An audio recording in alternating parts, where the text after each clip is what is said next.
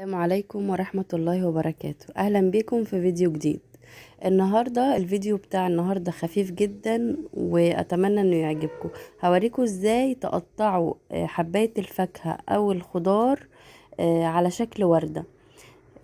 زي ما انتم شايفين كده بجيب سكينة رفيعة وبحاول أعمل في الثمرة اللي أنا ماسكاها سواء خضار أو فاكهة سبعات وتمانيات زي ما انتوا شايفين كده. بس اهم حاجة السكينة توصل لغاية نص الفاكهة او الخضار اللي انا ماسكاه، سواء بقى طماطم كيوي زي ما احنا جايبين النهاردة، توصل لغاية نص الثمرة.